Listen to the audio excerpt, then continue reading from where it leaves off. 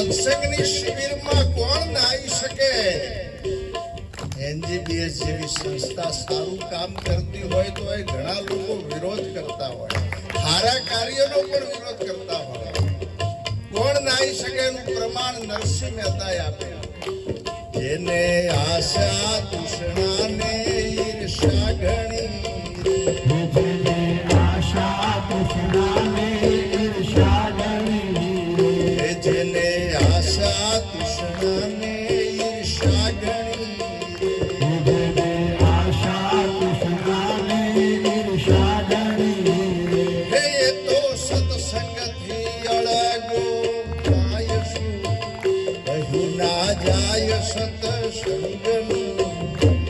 એ તો સત્સંગથી અળગા જાય સુખ, કહ્યું ના જાય સત્સંગનું. સુખ કહ્યું ના જાય સત્સંગનું. સુખ કહ્યું ના જાય સત્સંગનું. લહેર પવનની હારી આવે છે એટલે હોઈ ના જતા. બરાબર ધ્યાન આપજો. એવા સાચા સદગુરુનું જો જ્ઞાન મળી જાય તો આઠે અંગ શીતળતા મળી જાય.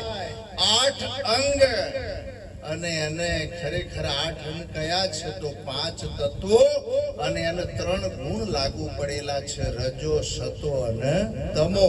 5 ને 3 8 અને 8 નો બનેલો 8 બીમાર પડે તો એને લેવા આવે 100 ને. સાહેબ એટલું બધું સુંદર પ્રમાણ આપ્યું. જેને આશા તૃષ્ણાની ઈર્ષા જેનામાં પેસી ગયું હોય ને એ કોઈ દાડ ભજન સત્સંગમાં ના આવી શકે, આવી શિબિરમાં પણ ના આવી શકે.